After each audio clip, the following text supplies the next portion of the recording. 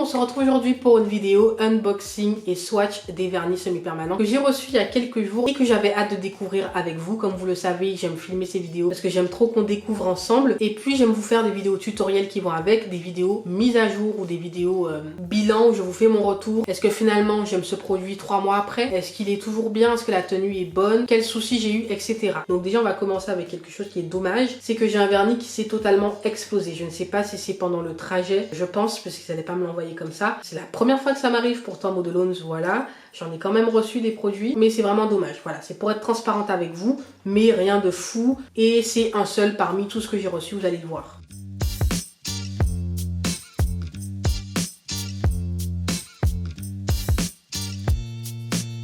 On commence avec la couleur Aurora. Depuis mes débuts, j'ai toujours acheté ces paillettes-là. Je me suis rendu compte en filmant cette vidéo et surtout en recevant ce produit que ni moi ni mes clientes l'appliquons. Je sais pas pourquoi, pourtant tout le monde va trouver sublime, mais personne ne va oser mettre. Donc là, je me suis dit résolution 2020, il faut que je mette cette couleur. On peut pas aimer quelque chose et ne pas la mettre. C'est du n'importe quoi. Ensuite, on passe à cette couleur qui est sublime. Alors franchement, si quelqu'un a la foi de compter le nombre de fois que je vais dire sublime et magnifique dans cette vidéo, bon courage, mais en tout cas, toutes les couleurs que j'ai reçues, je les trouve magnifiques et vous allez voir de vous-même, il y a de tout. Je pense que vous allez forcément aimer une couleur. Celle-ci fait partie des couleurs coup de cœur que j'ai reçues. C'est un violet qui est voyant mais en même temps pas trop clair, pas trop sombre, c'est le juste milieu. On peut totalement le mettre en plein hiver. Après, le violet, c'est un peu comme le semi dont je vous ai parlé juste avant. On aime cette couleur mais on n'ose pas la mettre.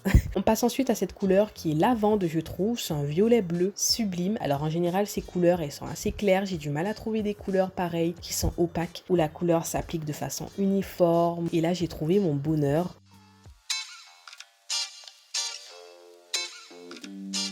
Ensuite, pareil pour les gris. On a du mal à trouver des gris opaques qui s'appliquent bien. C'est une couleur claire. En général, les couleurs claires sont compliquées en termes d'opacité. Et comme vous le remarquez, en une seule couche. D'ailleurs, j'ai oublié de vous le préciser, mais dans cette vidéo, j'ai appliqué une seule couche. Certaines couleurs nécessitent 2 couches, comme d'autres avec une seule. On est déjà pas mal, mais quand même préférer mettre 2 couches, ça vient parfaire le tout. Ensuite, on a ce rose qui est sublime. Il n'est ni poudré, ni quoi que ce soit. Je dirais que c'est un rose classique. Il est super beau. Alors, il fait partie des couleurs qui nécessitent 2 bonnes couches quand même.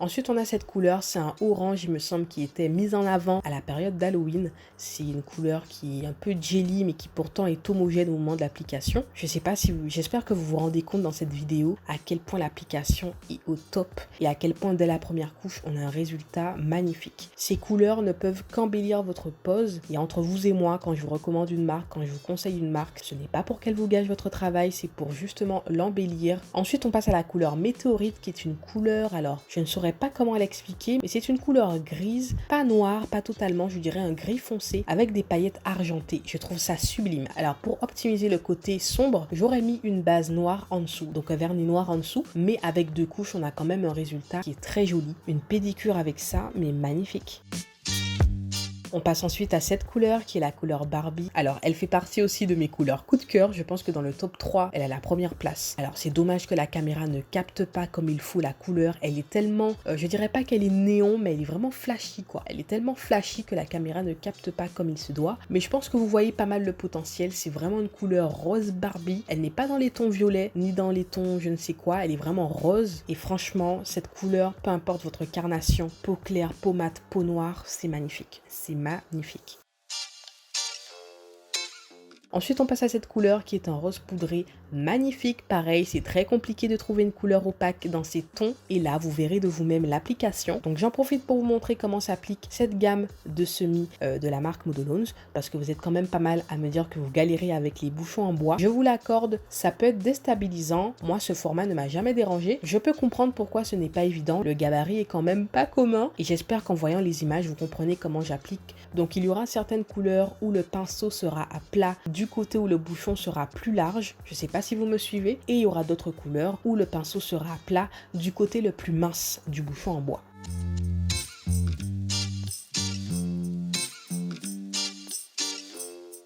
Donc pour la prochaine couleur, donc la couleur bleu pailleté, vous verrez que le pinceau sera plat du côté le plus mince du bouchon. Donc il y aura une prise en main différente, mais ça reste le même geste. Vous devez bien prendre le bouchon, avoir une bonne prise en main afin de bien appliquer le produit. Personnellement, je n'ai eu aucune difficulté sur ce point. J'espère que juste ces quelques images vont vous aider à comprendre comment appliquer la couleur. Après, c'est une question d'habitude. Vous allez vous y habituer et puis ça va se faire tout seul.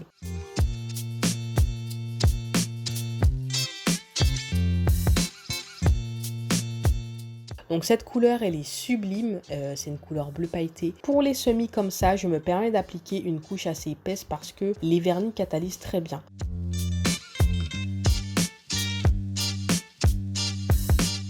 Ensuite, on a ce vert magnifique. Il est presque kaki. Il est entre le kaki et le vert sapin et il est sublime. Vraiment, peu importe la saison, il est sublime. Il s'applique hyper bien.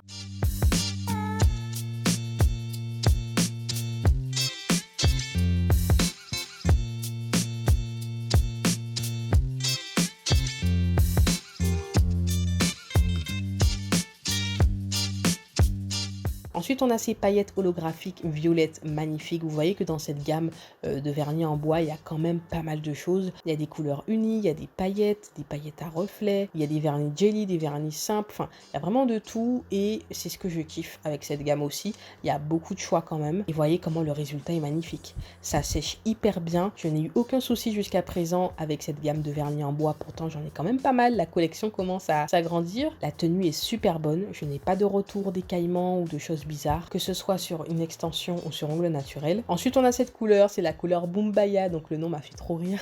Et c'est un jaune par contre qui est plus translucide. Donc en général, les jaunes comme ça, alors à la caméra, ça ressort moins néon qu'en vrai. Mais en vrai, la couleur est un peu fluo. C'est un jaune assez fluo. Et en général, c'est vrai que les jaunes fluo sont un peu translucides. Je sais pas pourquoi, si c'est une couleur qui est particulière à avoir en termes de fabrication, de composition, je ne sais pas. Mais en tout cas, vous voyez que malgré l'opacité, le résultat est homogène. Et franchement, moi, j'avoue que même si le résultat est jelly, je sais pas si vous voyez ce que je veux dire quand je dis jelly, c'est que ce n'est pas opaque à 100%, mais il y a ce côté un peu translucide, mais qui ne fait pas pour autant vernis bas de gamme, couleur mal appliquée. Le résultat reste homogène et lisse, et c'est ce qui m'importe le plus. Donc cette couleur, ce sera à tester, je vous en dirai des nouvelles par la suite. J'ai aussi cette couleur qui est semblable à l'Esmeralda, il me semble. Elle est un peu aussi lavande, mais beaucoup plus dans les tons violets. Pareil, c'est une couleur qui, en termes d'opacité, est compliquée à trouver, mais vous voyez comment la première couche est incroyable. Je suis époustouflée. Franchement, dites-moi ce que vous en pensez en commentaire. J'attends vos retours parce que je sais pas si je suis la seule à m'emballer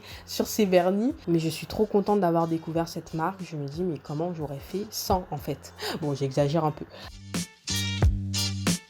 Ensuite, on a cette couleur grise qui est beaucoup plus foncée. Celle de tout à l'heure était beaucoup plus claire et dans des tons bleus. Celle-ci est un peu plus neutre et un peu plus foncé. J'avoue que ce n'est pas commun, j'en mets pas souvent, c'est pas trop ma demande en termes de clientèle aussi, mais j'avoue qu'en printemps, on me demande cette couleur beaucoup plus souvent.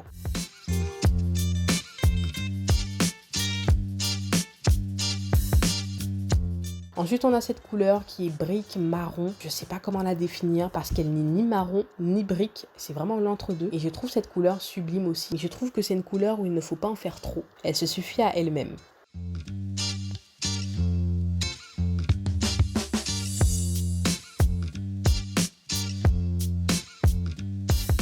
Ensuite, on a la couleur Pocahontas qui est sublime. C'est, alors je sais pas si c'est un jaune moutarde ou un orange. J'ai l'impression que c'est un entre-deux. Parce que pareil, c'est compliqué. J'ai l'impression que c'est un jaune moutarde, mais en même temps, c'est pas du jaune. Je saurais pas comment la décrire cette couleur. De toute façon, vous la voyez. C'est une couleur aussi qui n'est pas commune. J'aime beaucoup. Pourquoi pas en été. Très jolie. Je l'imagine avec un doigt pailleté argenté ou un doigt pailleté doré. Pourquoi pas.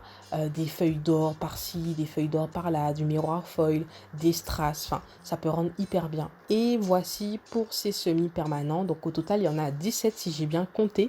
N'hésitez pas à me dire quelle couleur vous préférez le plus si vous avez retenu les noms. Et on se dit à la prochaine vidéo. J'attends vos commentaires juste en bas. Je vous fais de gros bisous. Bye bye.